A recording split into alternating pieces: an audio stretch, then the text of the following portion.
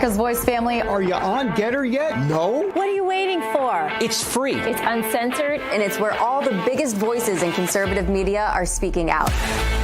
Download the Getter app right now. It's totally free. It's where I put up exclusively all of my content 24 hours a day. You want to know what Steve Bannon's thinking? Go to Getter. That's right. You can follow all of your favorites. Steve Bannon, Charlie Kirk, Jack Posobiec. And so many more. And the best part? You can watch Real America's Voice right there on Getter. Live. So join the conversation. Hop on the Getter chat room. Engage with patriots who are just like you. Good morning, Getter friends. We're breaking news, we're delivering the truth, And we're doing it on Getter Every single day. So don't wait. Download the Getter app now. Sign up for free and be part of the movement. It isn't just an app. It isn't just a social media platform. It's a community.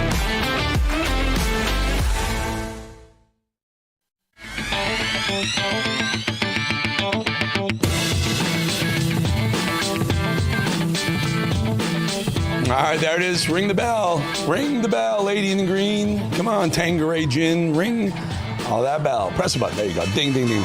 4 o'clock at the corner of Broad and Wall in New York City. Stock market closed. We're open for business, open for politics and news right here at Rav, Bolling Show. Quiet day. Very, very quiet day on Wall Street. Dow down. Was up, tried to make a little bit of rally earlier in the day, kind of flattened out, and it's kind of hovered around unchanged on both sides. Here's some of the other news. Gold still holding at about $3,300 an ounce. Always strong. Gold always strong. Oil down 58 cents. Under 60 starts looking really good, folks. Under $60 a barrel means your gas prices will come down towards the $2.25, $2 level. You get down $50 a barrel, you're under $2, and that was for the vast majority of Trump's first term, and he wants it lower. He's drill, baby, drill. Drill, baby, drill. He keeps talking about it because he's smart. He knows everything has to do with that oil price. Get that down, inflation comes down. Trump loves to talk about the price of eggs. Guess what? It's eggs. It's even the dang chicken will come down if you get the oil price down. But this is the one I wanted to really talk about. Bitcoin. Bitcoin has done nothing but go up. Now, you just see a little 2-cent move down, but it's $111,000 per Bitcoin. That thing has done nothing but go up as of one day. Benny, if you guys can show a 6-month on there, a 1 month, 6 months, a 1 year, any of those, you will see Bitcoin off to the races. Record high overnight and this morning in Bitcoin. Have been 109,000 prior, and then 110,000. There you go. Look at that. Look at the right side of that chart. That is just an amazing, a stunning move from about 75,000 to 111,000 in just a matter of a few weeks. Bitcoin and gold are bucking all trends. What are you telling me, Mad Dog? Get in my ear, voice of God. I think Trump is coming out right now. We see some clapping. Let's show the folks the clapping. We'll just kind of narrate over this until we actually see the president. Oh, that must be him with the red tie. I'm going to guess that's him with the red tie. I could be wrong. There he is. There he is. This is a Maha event, folks, in the White House, the Maha events. Of course, Robert Kennedy Jr., there he is, flanked. I believe that's Brooke Rollins next to him as well, if I'm not mistaken. It's hard to see. I have a big shining light in front of me. But looks like Brooke and RFK Jr. Let's take a listen. I thought maybe we'd talk to friends before the press comes in. I don't know if the seat can be any lower. I think Bobby set it up.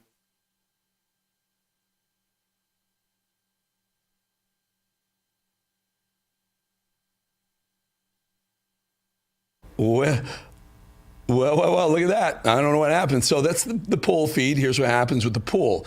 So that every media company doesn't have to stick a camera and a microphone in these rooms and these events, the pool takes over. And it's a rotation of different media companies. It's very expensive to do this, too, by the way, to be part of the pool.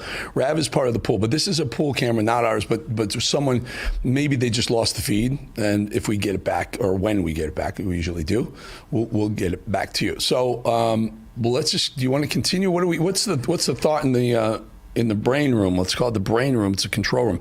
Is this feed coming back, Mad Dog? You guys think we're going to get that feedback?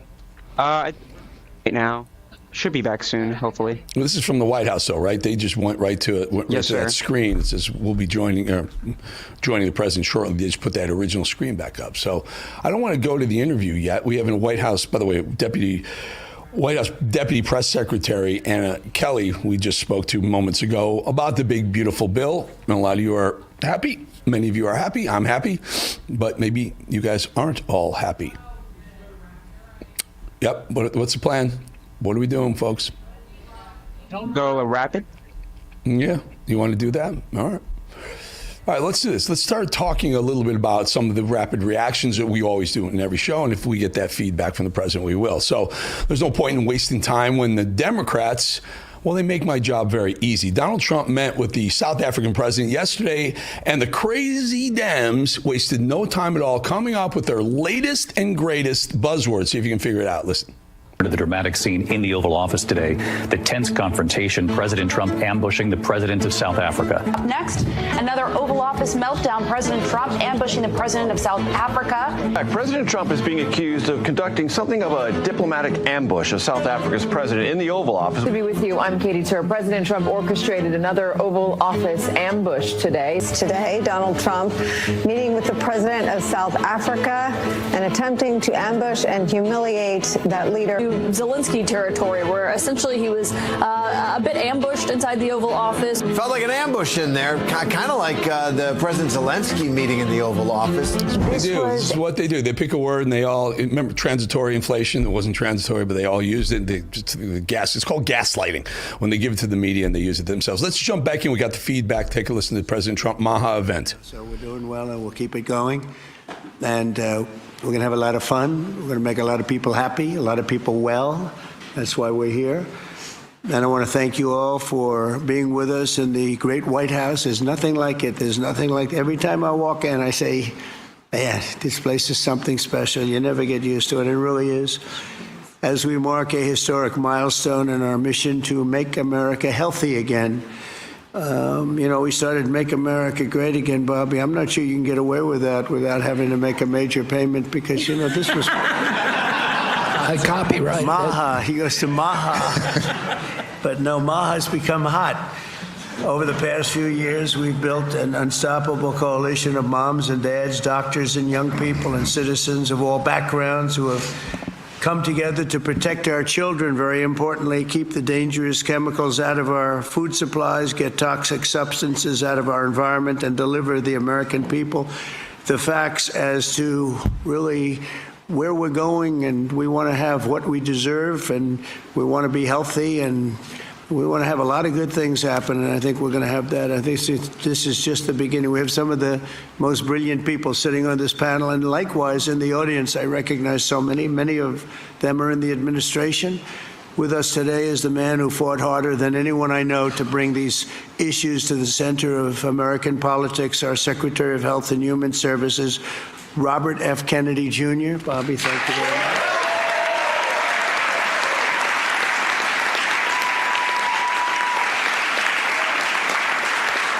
And we're also joined by Secretaries Brooke Rollins, Scott Turner, Linda McMahon, Doug Collins, Doug Burgum, Lori Chavez DeReamer. You're doing a very good job, Lori. She's considering she's a Democrat. The unions say she's really good. I did it. I took a lot of heat for doing it, and then they were all saying what a great job we did. Now everybody's happy with you. Great job. Thank you very much. As well as EPA Administrator Lee Zeldin, Budget Director Russ Vaught, SBA Administrator Kelly Loeffler. Kelly's been amazing. She runs small business, which is actually the biggest business there is, right? She had no idea how big. She's doing great. FDA Commissioner Dr. Marty McCary. Thank you, Marty. NIH Director Dr. Jay Bhattacharya. Thank you very much, Jay. Thank you. And let's see, who do we have here? CMS Administrator Dr. Mehmet Oz, a tremendous guy, actually. Thank you very much, Mehmet. A friend of mine, a really great senator, Roger Marshall. Roger, thank you. Governors Mike Braun, Jim Pilon, Patrick Morrissey, Representatives Vern Buchanan, former Speaker of the House, Newt Gingrich. Newt, a very quiet man.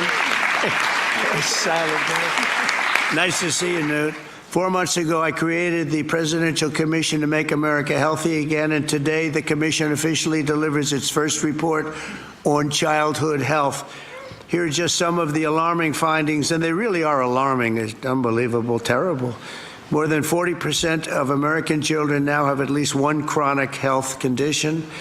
Since the 1970s, rates of childhood cancer have soared in many cases by nearly 50%, 50%. Well, in the 1960s, less than 5% of the children were obese. Now over 20% are obese.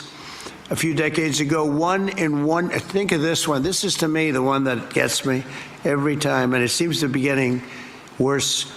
Just a few decades ago, 1 in 10,000 children had autism. Today, it's 1 in 31. Last time I heard the number is 1 in 34, right? Now it's 1 in 31.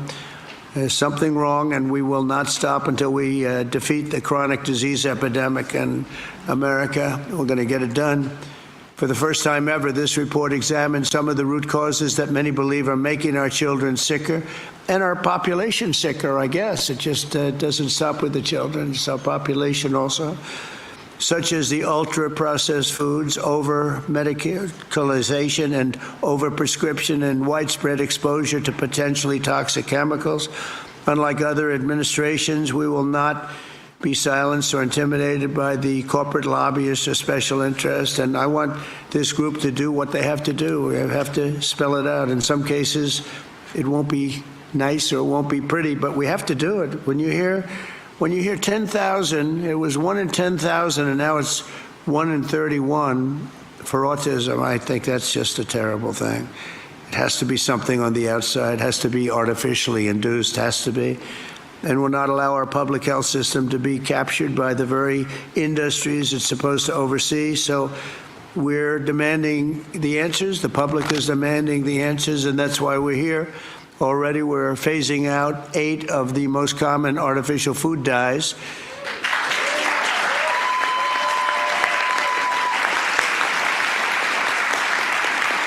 And we ended the most serious conflicts of interest at the FDA. We had a lot of conflicts over there.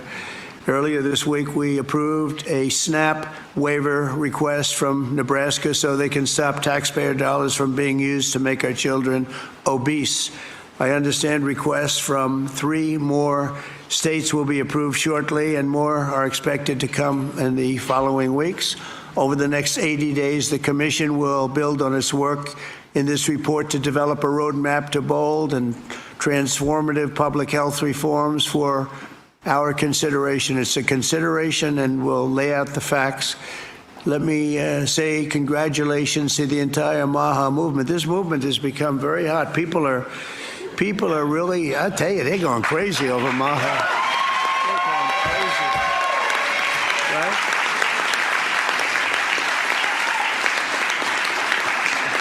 And I look forward to continuing the historic progress. And I will say this whole group, this whole table, they're very, I use a word that's, because it's a beautiful word, actually. The Democrats took it and they used it instead of the word liberal. They used the word progressive. And normally I'd say you're very progressive, meaning you're they're not progressive. You are progressive. They shouldn't be allowed to use that word. And so therefore I'm not going to use it to describe you, but you are far forward thinkers. You're amazing thinkers, and we appreciate having you. It's this tremendous talent around this table, the most respected people anywhere in the world, actually. And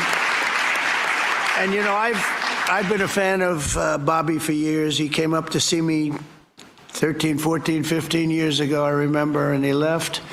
And I made a couple of the statements that he made because I agreed with the same thing, and we both went through hell. Do you remember that? It was a massive, but you know what? We turned out to be right. It was sort of interesting. But I've been a friend of Bobby, and he's been a foe, too. He's tried to stop a couple of my jobs. In one case, he did stop a job, and I was really angry. And then about 4 months later, we went into like a depression. And I saved a hell of a lot of money by the fact that you stopped it. You're welcome. So I never minded. I always said, thank you very much for stopping that big job I was going to do. But he's a fantastic guy, and Bobby, we're with you all the way. And Your beautiful wife is right sitting in the front row, and she's always been right there with you. And, you know, it was very interesting. When Bobby came, I really wanted Bobby to join, and he was doing very well as a candidate, really well. He was being treated very unfairly by the other side, but he was doing so well that they treated you unfairly. They had no choice. I think they said, in order to qualify, Newt, you had to have 80% of the vote. Okay, do you remember that deal? You had to have 80% of the vote in order to qualify to run against Joe Biden. And Bobby thought that was a little unfair, and that was about it. And he came on board, and we got very lucky. But you really helped, and I want to thank you very much, really. We're with you all the way.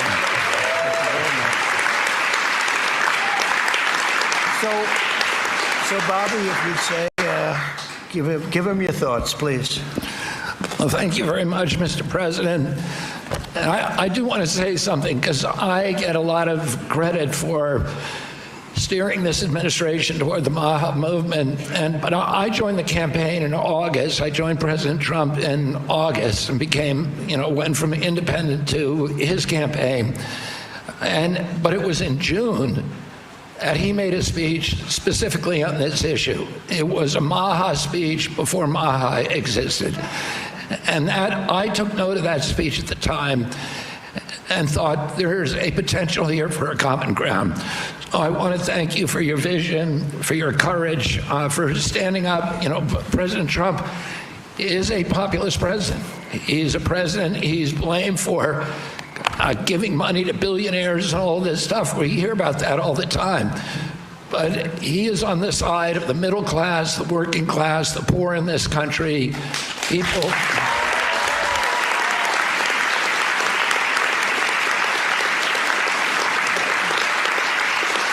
And I've been following, I've met every president since my uncle was president. And I've never seen a president, Democrat or Republican, that is willing to stand up to industry when it's the right thing to do, and they're willing to talk about really difficult issues and to hold his stand on those issues. I've never seen anything like it, and I'm very, very grateful to you. I've sat with industry again and again in a room with him and heard him say, we can't do that. We're going to do something different, deliver news that they didn't want to hear. So I'm grateful to this. This is a milestone. There's never in American history has the federal government taken a position on public health like this. And because of President Trump's leadership, it's not just one cabinet secretary, it's the entire government that is behind this report. And I can say again, I talked a little bit about when I met Rachel Carson as a boy. My uncle tried to do this, but he was killed and it never got done. And ever since then, we've been waiting for a president who would stand up and speak on behalf of the health of the American people and say, there is no difference between good economic policy, good environmental policy, and good public health policy, and good industrial policy. We can have all of them, but we need a united cabinet, and we need to go forward as a single people. I want to thank you for that, President Trump. Thank you very much. Thank you.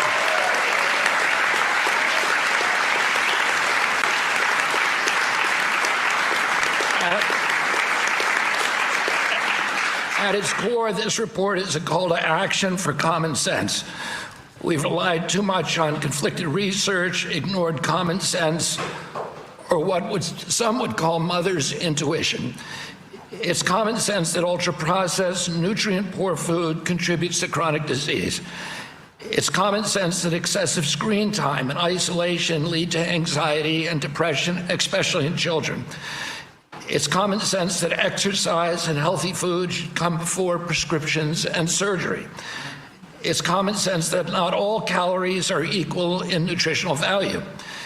It's common sense that over-medicating kids is dangerous. It's common sense that we can celebrate the innovations of modern life while also demanding fearless inquiry into ameliorating the negative effects of medication, agriculture, and environmental practices.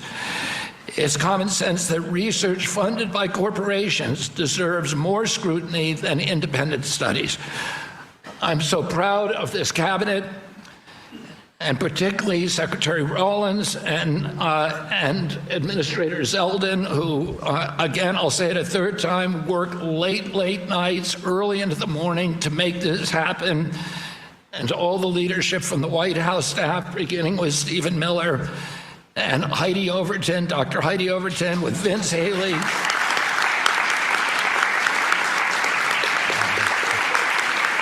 Their leadership and their steady hand in getting us to the goal line we could not have done it without them. They helped us grapple with weighty issues and committed this administration to solving large, complex challenges like children's health.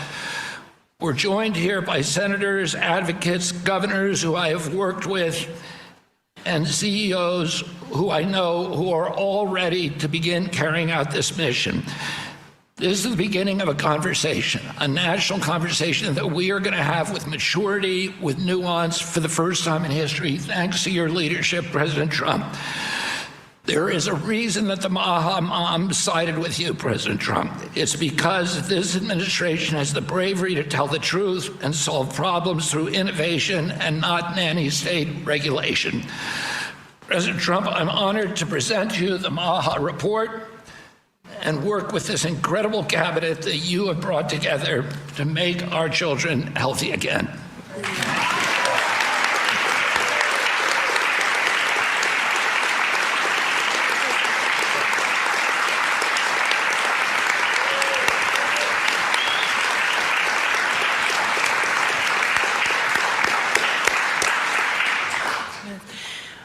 Three things. First, on behalf of an extremely grateful nation, and on behalf of a lot of extremely grateful Maha moms who are out there, Secretary Kennedy and Mr. President, thank you. I see a Maha mom and grandma and our amazing Chief of Staff right there, Susie Wiles. I see a Maha mom and Caroline Levitt all across our cabinet. Sir, my oldest son, Luke, is here. Stand up, Luke. I am a Maha mom of 4. And this hits particularly close to home for every single one of us in this room. That's the first thing. The second thing is that you mentioned, sir, in your remarks that we are on track to sign multiples of SNAP waivers to get junk food and sugary drinks out of our food stamp system. And I am so proud. I am so proud to announce that on Monday, I was in Nebraska with Governor Pillen, where we signed the first one. An hour ago, I signed the second one for Governor Braun in Indiana. He may not even know that. I've got it right here, sir. I also signed the third one, Governor Kim Reynolds of Iowa, about an hour ago.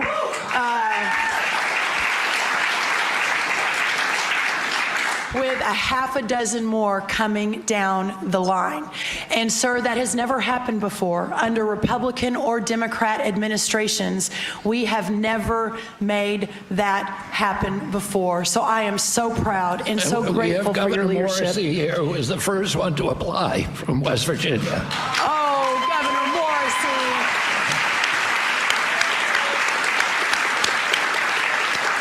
We will make sure you're at the top of the pile, sir. I apologize. Governor Sanders has been a leader. Governor Polis from Colorado. It has been remarkable how these governors have stood up. That's the second thing. The third and final thing, sir, is we all know that at the center of making America healthy again is making American agriculture great again.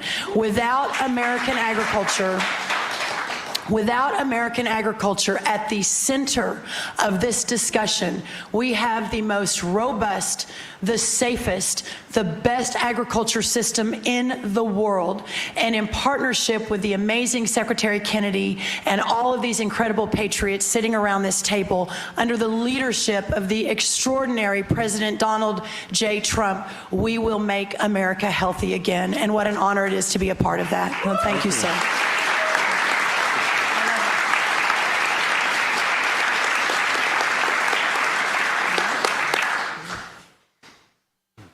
Mr. Policy Man, you want to say something? Big policy man here.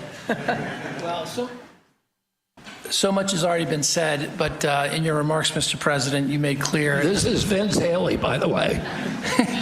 In your remarks and in the report, it's very clear that there are no sacred cows when it comes to our children's health. We are showing the courage to turn over every stone to figure out, to investigate what is behind the chronic childhood disease crisis, and that's what this report represents, sir. Thank you, Vince. You wanted to let other people speak. You've had everybody speak. Oh, good. Most have already spoken. That's very good. But the fake news wasn't here. What's going on? I mean, Oz, I want to thank you for your work. Would you have anything to say to the media? Thank you, sir. I think it's a moral failing if we don't address this, but it's definitely a financial failing as well. 50% of children are on Medicaid or on the CHIP program. It is an obligation we all have to address this reality. As you know, the cost of Medicaid has gone up 50% in 5 years. Right. I thank you very much for having the bravery to commission this report, and Secretary Kennedy, Secretary Rollins, Lee Zeldin, and everybody else on this panel for being able to effect what has not been done since this law for Medicare and Medicaid was written in 1965. God bless you. Thank you very much, Oz. Thank you.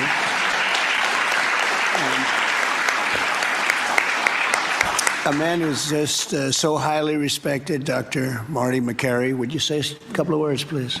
Thank you, Mr. President. The United States is the best in the world when it comes to proton beam therapy, CAR T, sophisticated operations. But when it comes to the health of the population, it's been a 50-year failure. And we have got to change course. And it's not until you have had the courage to let us take on these giant issues, as Vince Haley said, without any sacred cows, that we've been able to change. And I think this will transform our healthcare system from a reactionary system where doctors are playing whack-a-mole to a proactive system. So thank you, Mr. President. Thank you very much. Thank you, man.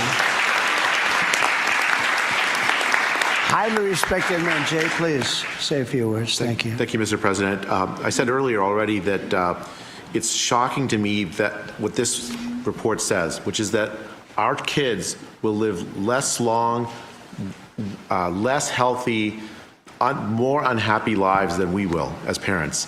We can't have that. I'm so proud to be part of this moment because that doesn't have to be the future. We can change things by doing excellent gold standard science, understanding the root causes of all these problems, reversing it.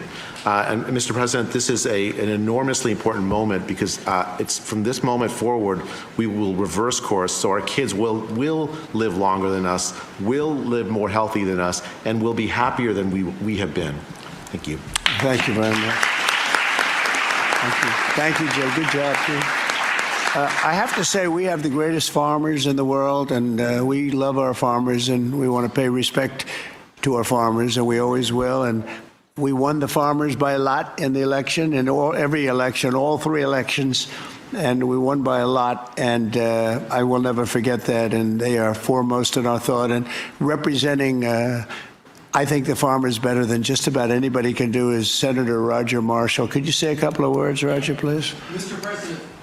Mr. President, we're not tired of winning yet. Congratulations. What a week you've had overseas, one win after another, one big beautiful bill across the House floor this morning. You're the best closer in the game, and this is one of the greatest days of my life professionally speaking as well. And I just want to acknowledge my MAHA mom out here as well, that my wife, Lena, was a MAHA nurse and a MAHA mom and a MAHA grandma. Now, Lena, will you please stand up as well, my wife?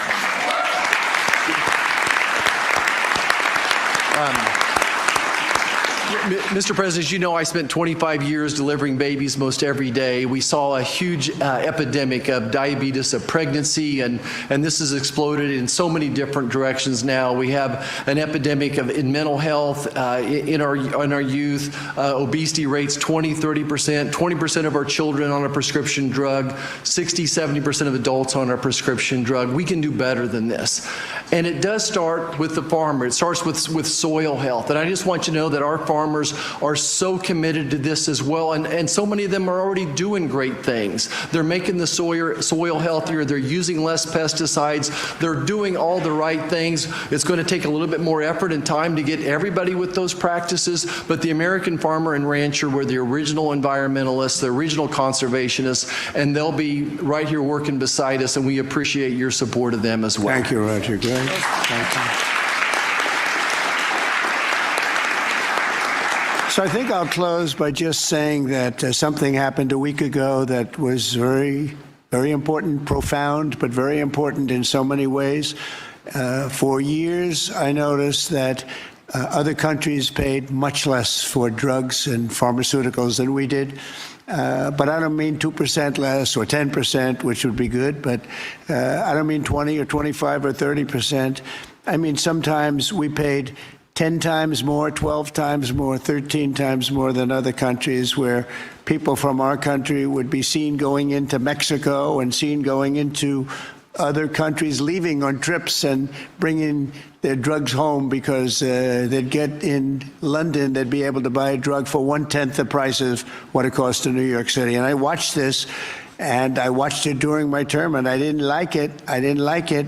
And it's a very complex system, but, you know, we're smart also, maybe much smarter than they are. And at some point, we had to figure out, and I heard it was the middleman. Nobody told me who the middleman was. Nobody knew who the middleman was. Nobody ever heard. All I heard is the middleman. I said, they've got to be the richest people in the world, whoever they are. We don't even know if there is a middleman. All I know is that the drugs were 10 times higher and sometimes more than that. And I really got into it over the last year, and I figured the whole system out.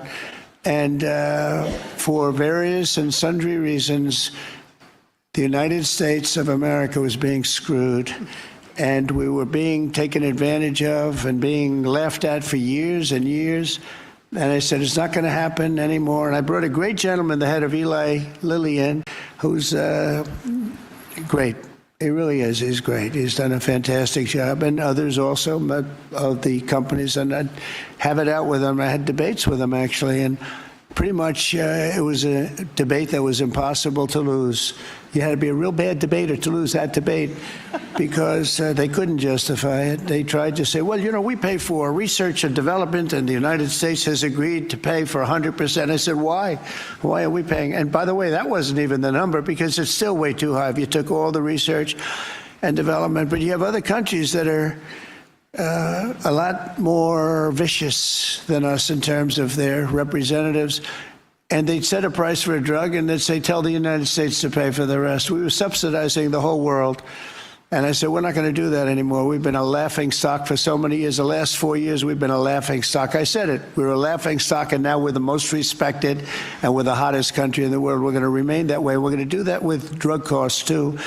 And so I said, I'm going to do something that's a very unpopular thing to do with a small number of people, mainly the people that own the drug companies and others. And I'm not even blaming them. They were able to get away with it. But it was really other nations that took advantage of us because the drug companies were under their thumb. And they would say, this is what I'm going to pay. And the European Union was right at the top of the list. Let me tell you, we're going to pay $20 for this, and we're not going to pay any more. And America would pay $240 for the same thing that they're paying $20. They said, tell America to pay for the rest. And for years, they went along aimlessly, and they did it. And I started making changes, and I'll never forget the end of my first term, which was very successful. We had the best stock market ever. We had the best economy ever of any president. We went up 88% in the stock market, as an example, and I think 116% in one of the other indices. And we're doing well, but this whole thing with the drug costs always bothered me. And I started really studying it, and it's very complicated stuff. And I said, you know what? We are paying so much more. And I demanded favored nations. We're the biggest buyer, we're the best buyer, we're the most solid buyer, we're the one that paid for all of the research and development. And I said, we're going to do something that's earth-shattering. So at the end of my first term, I was so proud because it's the first time in 28 years that any president reduced drug prices during the course of 4 years. And you know what the number was? 1/4 of 1%, but it was down 1/4. Think of it, 1/4 of 1%, very little. Essentially, they remained the same. But I wanted to get it down, and I was so proud. I thought I was the greatest guy in the world. I took it down 1/4 of 1%, and I had news conferences. I was bragging. I'm the only one that did it 28 years. And then I said, that's not very much, because we were still paying so much more. And I decided I've got to break the system. And it's the most powerful lobby in the world, the drug company. The most powerful they are, the most powerful. And I'm not saying bad, good. I'm not saying anything, but they have tremendous power over the Senate, over the House, over the governors, over everybody. And they spend more money, billions and billions of dollars. And I said, I don't care. I have to do what's right. And I declared a favored nations, most favored nations, where the United States from now on is going to pay the exact same price as the lowest price anywhere in the world. In other words, if you take...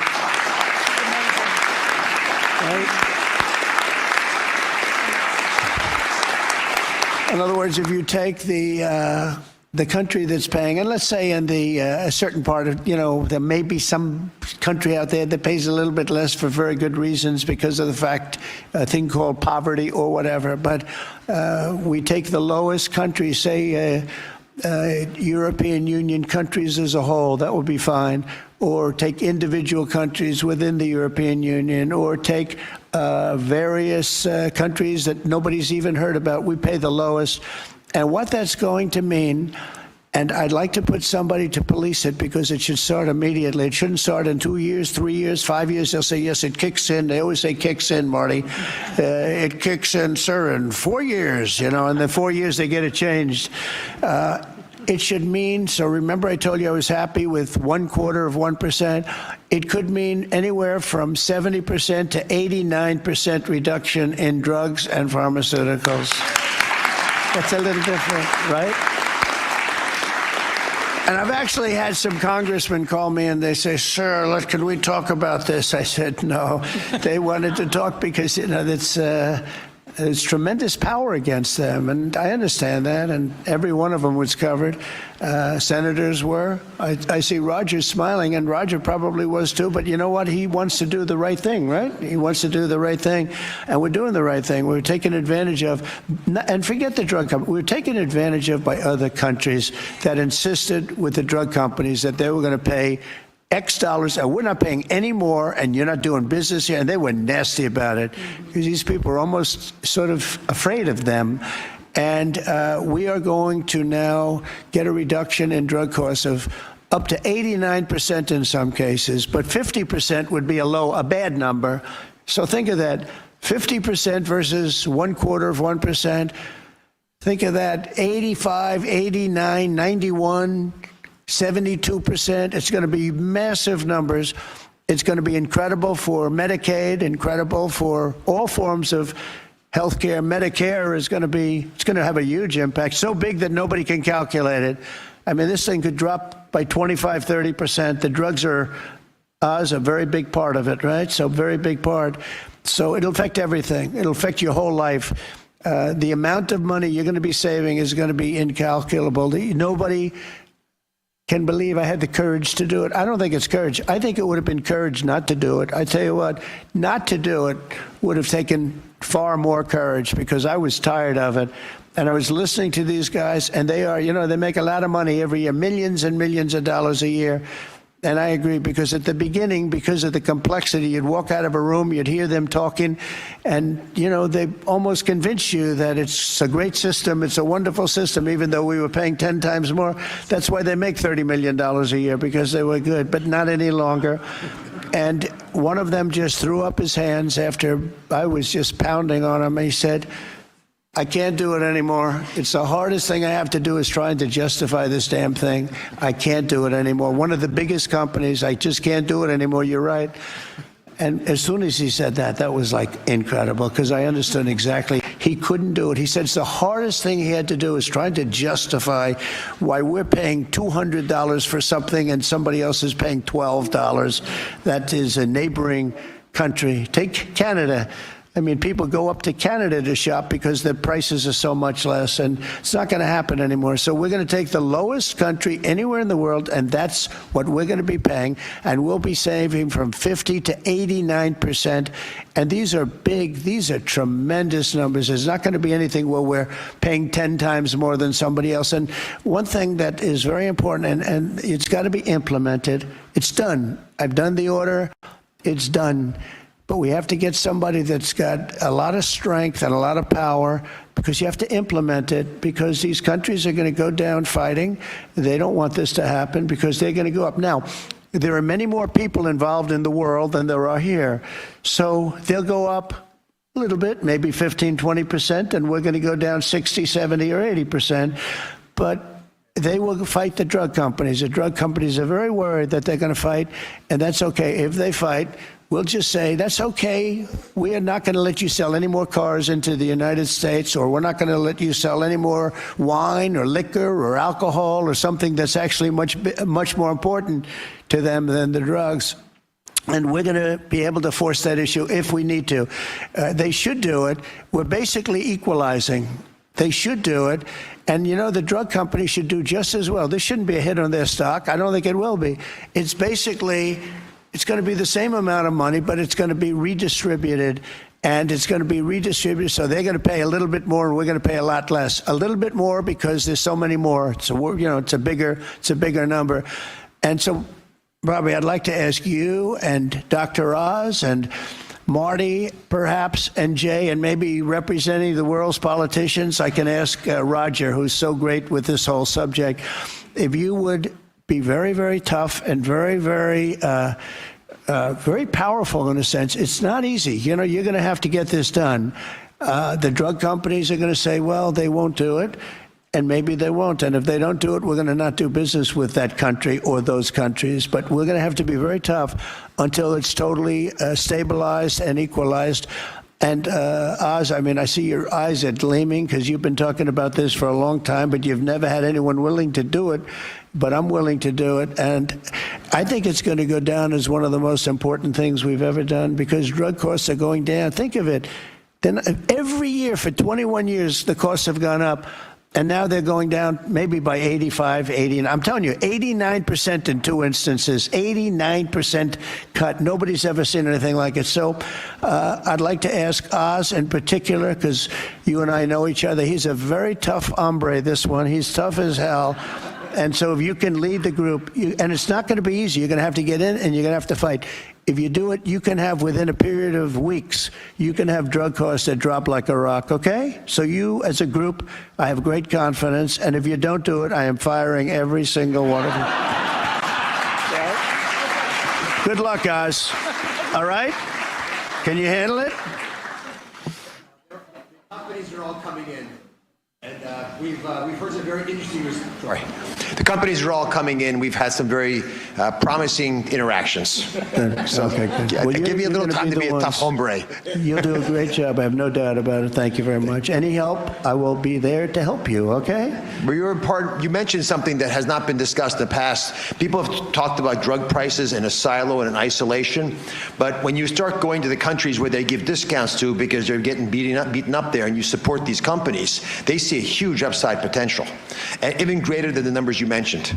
Right. They should be able to charge more than what they would historically have been tolerant of if they have the support of the U.S. government and you. And Secretary Kennedy is aware of all these discussions.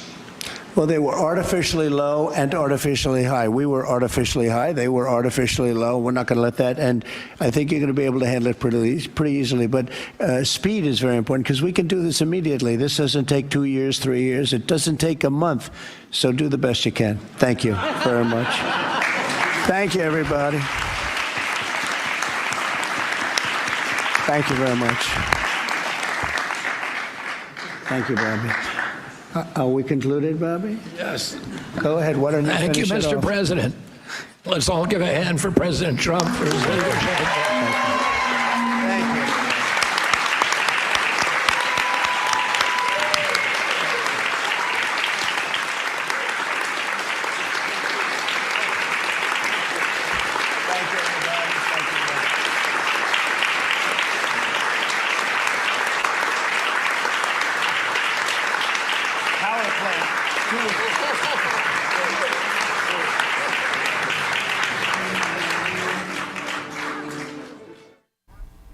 Well, that was very informative. We're going to talk about this in the next block. But before, I promise you, I spoke to the White House Deputy Press Secretary Anna Kelly. Here's that interview. Wanted to get it to you. All right, well, we always like to bring you the latest news from the White House to you. Joining me now to talk about the passing of the one big, beautiful bill in the early hours of this morning is White House Deputy Press Secretary Anna Kelly. Anna, really good to have you join us again. Appreciate your time. Big day at the White House. The bill gets passed. It's moving on. Tell us, it was a bit of a struggle. Chip Roy was trying to play both sides a little bit, and then you had a couple of defections, Massey and others. What are your thoughts? What are the president's thoughts on the, well, let's get his general feeling after the bill has passed, at least the House? Well, the president and this entire White House is incredibly excited about the passage of one big, beautiful bill. Look, this is finally, after decades, really, of fiscal insanity, restoring fiscal sanity to the federal government. We have $1.6 trillion in savings in this bill. That's the largest deficit reduction in 30 years. This is great news for American taxpayers and restoring accountability to federal tax dollars that have continued on with wasteful spending for far too long. Well, before we get too far into it, and I want to get into it a little bit, put that full screen up, guys, again, the vote. And this is where it kind of got a little chippy for you folks, if I might say so. So 214 Republicans voted yes, 2 no, Massey and one other, and 3 did not vote. That 5 total gave you 1 disparate, 215, 214. Again, Connolly from Virginia passed away 2 days ago, which allowed it to be a 215, 214, or we might still be going at this, right? Well, I understand there were a couple of members who were also asleep. I know that the votes carried on through the night, early into the morning, and so that vote count would have been even higher. But look, again, this is great news for the American taxpayer. I mean, the provisions in this bill are so incredible, with removing 1.2 million of illegal immigrants off of food assistance, restoring common sense, stopping the funding of transgender treatment for minors, taxpayer funded. This is a lot of common sense proposals that this president delivered in this bill, and so we're going to continue to have conversations, and we look forward to its passage in the Senate as well. Yeah, and you make a good point. There was one Republican who fell asleep in his office and missed the vote, so maybe it would have passed anyway. Let's take a listen to Mike Johnson after the vote, taking a bit of a victory lap. Listen. We did it because we need to get this relief to the American people as soon as possible. And President Trump made these promises on the campaign trail, and we did as well. And we want, as Jim Jordan likes to say, we're going to do what we said we were going to do. And that's what this bill represents. And so the timetable is important. We also have the debt ceiling approaching. We've got the relief that the people need. And the sooner they feel that relief, the better. So we did our job, rolled up our sleeves, got it done. And we're really proud of that effort. And, there's a good relationship there between the president and the speaker, yeah? Yeah, the president has an outstanding relationship with Speaker Johnson. Of course, the speaker was here in the White House yesterday with some of the members of Congress who are also, needed further conversations on this bill. But look, the president has great relationships on Capitol Hill. That is how he was able to, as you said, the debt ceiling, able to pass that continuing resolution previously that kept the government open and paved the way for this one big, beautiful bill. And the speaker is exactly right. This represents this president delivering on his key campaign promises, securing the border. This funds all of the border protections that we need to guard the homeland of this country, passing the largest tax cut for families in history. That includes campaign promises like no tax on tips. So this is this president delivering on his campaign promises. I think that Republicans in the House knew that, because as we know, the president is the only one in this country who is elected by a majority of this country. And that is what he did when he received a resounding mandate from Americans all across the country in November. And so, again, we are extremely excited about the passage of this bill in the House, and we'll continue to have conversations to make sure that the American people are able to see those promises that they were made by this president carried out. Yes, and I think the American people vastly agree with that sentiment right there. Let him do his thing. A lot of people, I put some of these things out here on the show, and I'll be perfectly frank with you. I don't love the tariffs. I just don't like them. I'm as pro-Trump as they come. I was there from 2015 before he ever ran for election. I support him. I support America First policies. I love everything that's going on with the border, with foreign policy, making deals in the Middle East. I just don't love the tariff thing, and people light me up. Now, there are those who also don't like the fact that in the bill there was at some point during this negotiation, no tax on Social Security was in there, and then it got pulled out. And a lot of people are upset about that. Has that resonated at the White House? Well, look, this president promised no tax on Social Security, and this bill does deliver a tremendous tax cut for our seniors.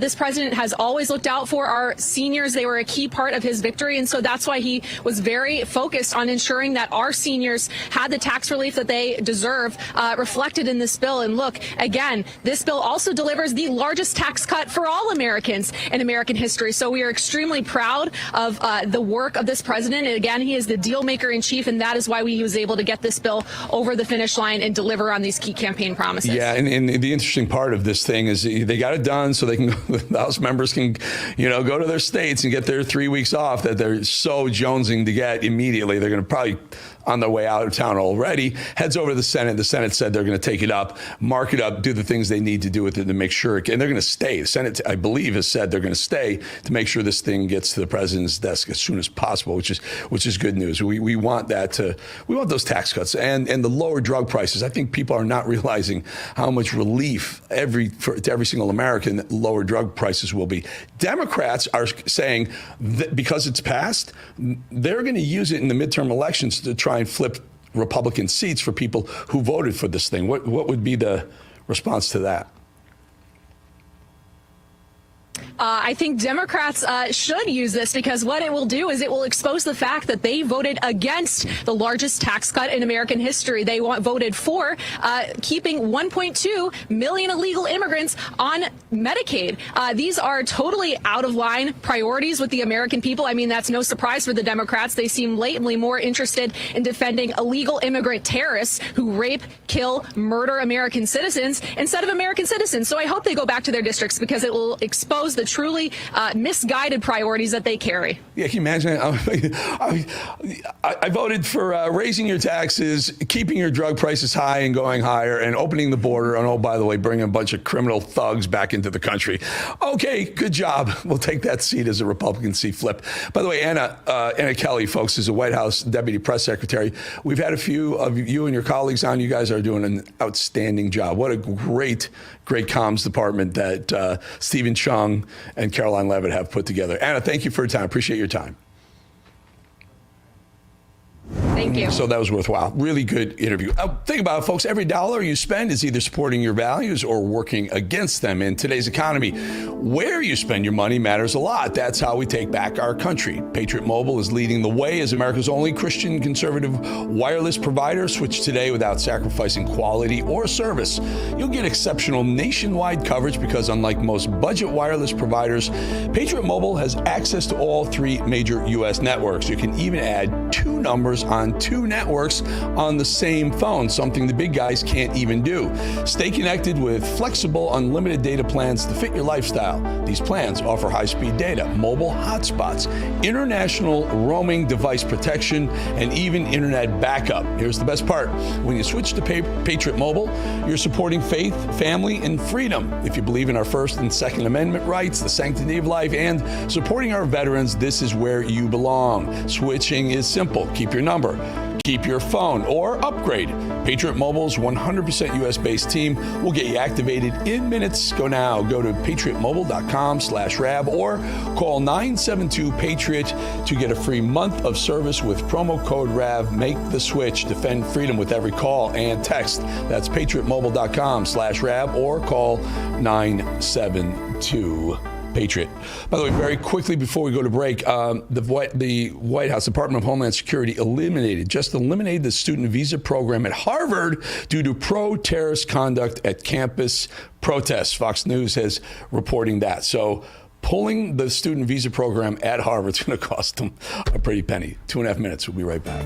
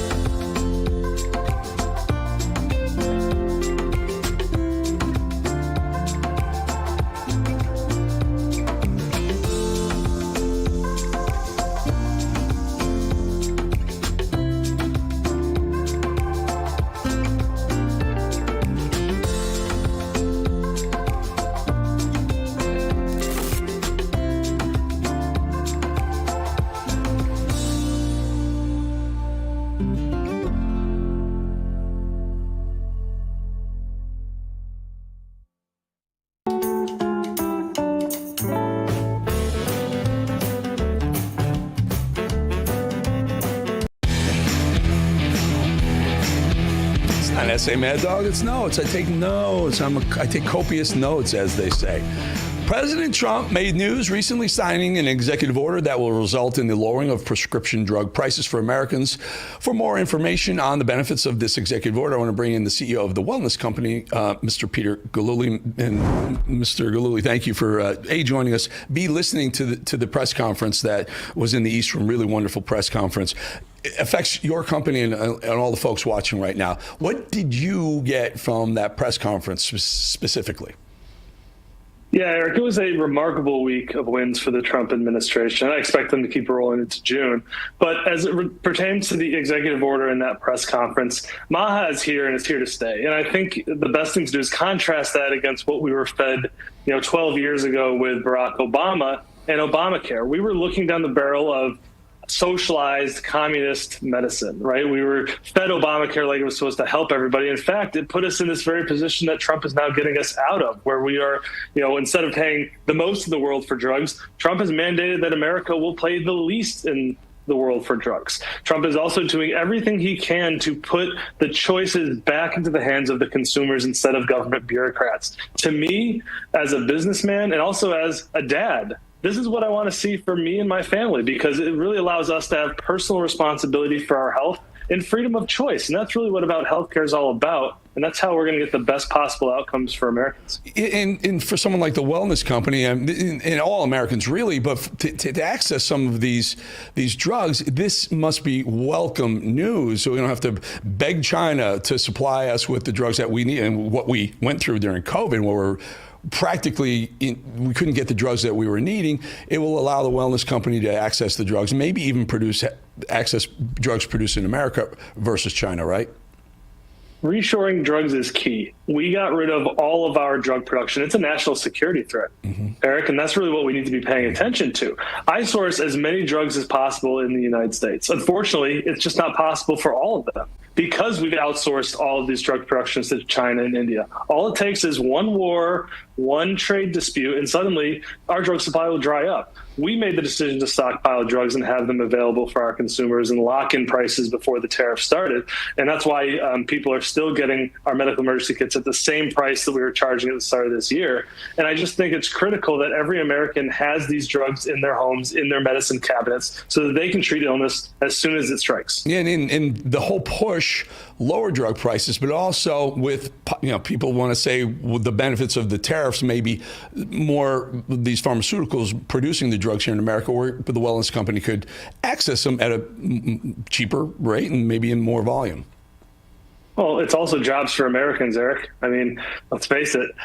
We need all the jobs we can get in the USA, and we've gotten rid of so many of these high-quality jobs by trying to save half a buck by moving them to India. And at the end of the day, we end up paying more anyway, right? So I think all pharmaceutical companies should have reshoring as a number one priority in their next 5 years, because we need to have our drugs made in the USA. You got 20 seconds or so, Mr. Gillooly.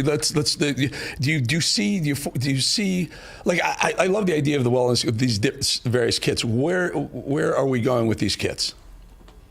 Yeah, we have kits for almost every conceivable medical scenario, everything from your run-of-the-mill infection to bird flu, COVID, severe allergies. I really think health in 2025 is being prepared. If you can address illness the second that it happens, whether you're talking about mold and fungus all the way to the common cold, you're going to be having a better outcome. You're going to save an emergency room visit, and you're going to save money. That's great. It's really good. Peter Gillooly, Wellness Company CEO. Appreciate your time, my friend.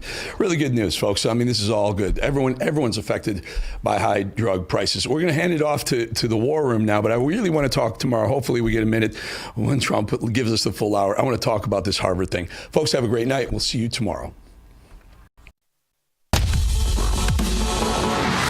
This is the primal scream of a dying regime. Pray for our enemies, because we're going medieval on these people. You're just not got a free shot on all these networks lying about the people. The people have had a belly full of it. I know you don't like hearing that. I know you try to do everything in the world to stop that, but you're not going to stop it. It's going to happen. And where do people like that go to share the big lie? MAGA media. I wish in my soul, I wish that any of these people had a conscience. Ask yourself, what is my task and what is my purpose? If that answer is to save my country, this country will be saved. War Room. Here's your host, Stephen K. Bannon.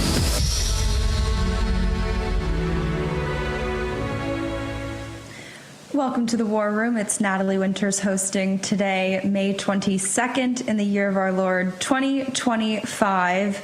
A very bad day to be a member of the Chinese Communist Party, but even worse to be a collaborator of the PRC. Of course, I'm looking at you. Harvard University bombshell news, what I think we've been calling for a very long time here in the War Room, essentially deporting all foreign students, current, future. If they don't transfer, we hope that a bunch of these other woke universities won't give them a safe passage, safe harbor. Just an absolutely throwdown letter coming from Secretary Kristi Noem, obviously continuing President Trump's justified assault against Harvard being the tip of the spear of so many of these anti-American universities. We have a packed show. Don't worry, we're going to get to all the guests, but I just want to set the stage.